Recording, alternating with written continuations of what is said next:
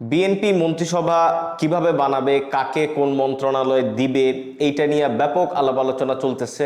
এবং এই পর্যন্ত আমি সম্ভবত 5টারও বেশি লিস্ট দেখলাম যে কাকে কোন মন্ত্রণালয় দেওয়া হবে ইত্যাদি ইত্যাদি।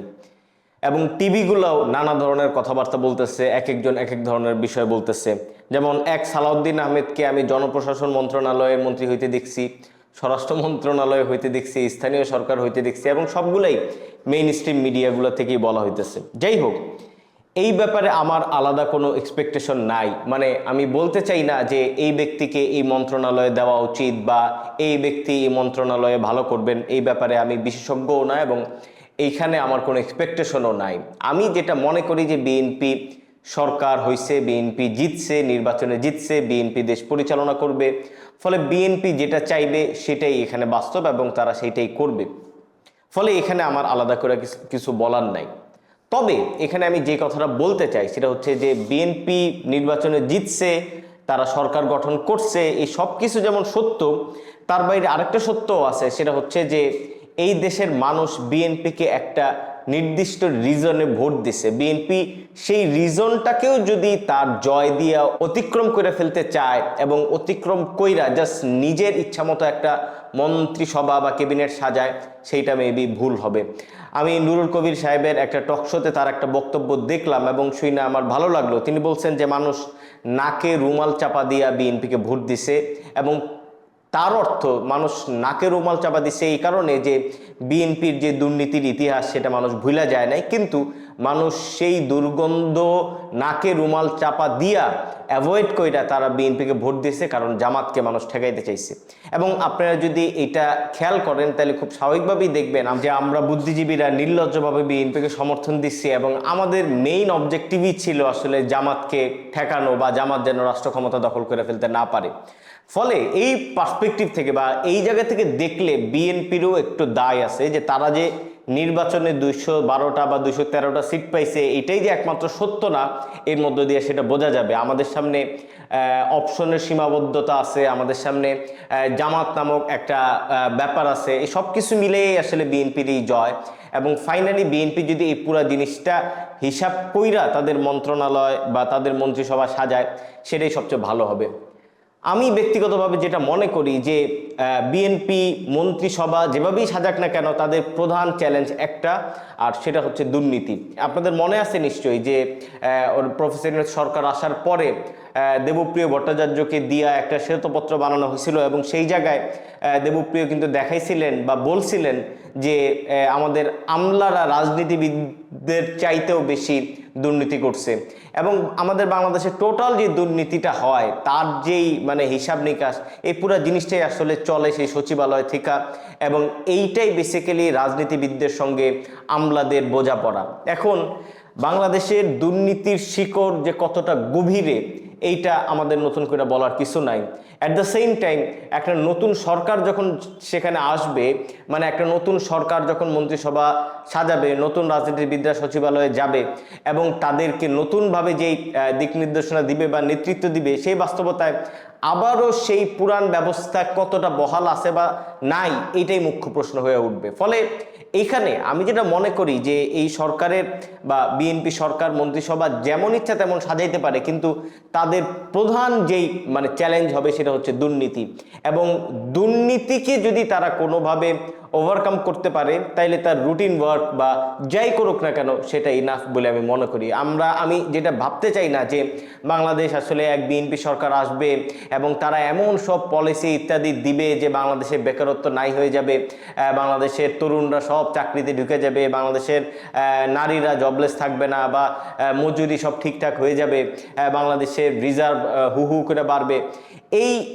এইগুলা সবই আসলে অতিবাস্তব বা ইউটোপিয়া, এগুলো কিছু আমি ভাবতে চাই না এবং এগুলো বাস্তবসম্মতও না। বাংলাদেশের যেই মানে ইকোনমি, এই ইকোনমির মধ্যে যেই পরিমাণ জঞ্জাল আছে, ইনফর্মাল সেক্টর ইত্যাদি মিলাইয়া যেই জঞ্জাল এখানে জমা আছে, এইটা আসলে মানে সাইজে আনা এত সহজ না। এবং বাংলাদেশের মানুষের যে পলিটিক্যাল কালচার বা বাংলাদেশের মানুষের যেই রাষ্ট্রের কাছে তার যেই বোঝাপড়া, সেখানেও প্রচুর গ্যাপ আছে। ফলে আমি এমন একটা কিছু ভাবতে চাই না যে বিএনপি সরকার আসবে এবং মন্ত্রিসভা গঠন করবে, সেই মন্ত্রিসভা বাংলাদেশকে 1 বছরের ভিতরে বদল করে দেবে, এরকম কিছু হবে না এবং এরকম কিছু আমি চাই না। আমি জাস্ট যেটা চাই বা যেটা মনে করি যে বিএনপির যদি জাস্ট আওয়ামী লীগের আমলের মতো দুর্নীতিটা শুরু না করে বা বিএনপির আগের আমলের মতো জাস্ট দুর্নীতি শুরু না করে, এটাই আমার জন্য যথেষ্ট। এবং আমরা যেই মানে টাকা রাষ্ট্রকে দেই, সেই টাকাটা তারা জাস্ট এক একজন মন্ত্রী হয়েছেন বইলা বা মন্ত্রীর ভাই বেড়াদার হয়েছেন বইলা বা মন্ত্রীর নিকট আত্মীয় ব্যবসায়ী হয়েছেন বইলা তারা সেই টাকাগুলো দেশের বাইরে নিয়ে চলে যাবেন, এইরকম যেন না হয়, সেটাই আমি চাই। এর বাইরে আর আমার কিছু চাওয়া নাই। এখানে এই জিনিস কিভাবে বিএনপি সমাধান করবে আমি জানি না। ন্যায়পাল বসানো যাইতে পারে এবং ন্যায়পাল বসাইলে সেখানে আরেকটা সমস্যাও আছে। সমস্যাটা হচ্ছে যে আমরা যে বাংলাদেশের বাস্তবতায় মানে মন্ত্রিসভার যে প্রধানমন্ত্রী, এই মন্ত্রিসভার আন্ডারে সচিবালয় থেকে বাংলাদেশে যত ধরনের দুর্নীতি ইত্যাদি হয় তার কিছুই যে আসলে প্রধানমন্ত্রীর হিসাবের বাইরে হয় না, সেটা আমাদের মাথায় রাখার দরকার আছে। মানে শেখ হাসিনার বোন অনেক দুর্নীতি করত, সালমান এফ রহমান অনেক দুর্নীতি করত, মানে ওয়াজহার এমডি অনেক দুর্নীতি করত, এই সব কিছু আমরা জানতাম, কিন্তু এই কিছুই কিন্তু আসলে শেখ হাসিনার হিসাবের বাইরে হইতো না। ফলে এই আগামী যে সরকার আসবে তাদের যত দুর্নীতি, তাদের কোনো দুর্নীতি আসলে প্রধানমন্ত্রীর হিসাবের বাইরে আসবে না। ফলে ন্যায়পাল নিয়োগ কইরা মানে যে কোনো সময় তাদেরকে ধরা, সেটার মধ্যে দিয়ে প্রধানমন্ত্রীর দায় মুক্তিও ঘটতে পারে। এটাও আমাদের নিশ্চিত করতে হবে যে আমরা যে কোনো ধরনের দুর্নীতি এটা যেন প্রধানমন্ত্রীকে দায়গ্রস্ত করতে পারে এবং প্রধানমন্ত্রীকেই যেন আমরা শেষ পর্যন্ত প্রশ্ন করতে পারি বা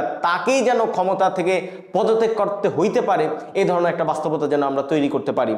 ফলে দুর্নীতি যদি একটা মুখ্য প্রশ্ন হয়, ন্যায়পাল বসানোই সেটা সমাধান না।